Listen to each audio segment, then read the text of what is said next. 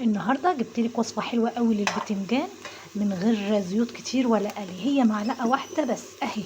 بنخرط البصله يا جماعه زي ما انتم شايفين وبنقلبها تقليبه صغيره كده. والبتنجان بسلقه، البتنجان الرومي بسلقه كده في ميه مع بطاطستين اتنين. تمام. وبدي البصله تشويحه كده.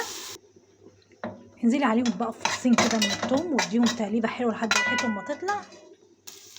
وروحي نازله عليهم بطماطمتين كده متقطعين. الوصفه دي حلوه قوي للي بيعملوا دايت يا جماعه. ولا هتقلي في الزيت ولا اي حاجه ولا تخلصي زيت الزيت على الاكله. تمام. وصفه حلوه قوي وتسيبي الطماطم تستوي. طبعا بتنزلي بملح وفلفل وحبه شطه صغيرين كده. هنا بقى هتروحي منزله كده البتنجان بتاعنا مع البطاطس. اللهم بارك. مع قرنين فلفل خضر كده.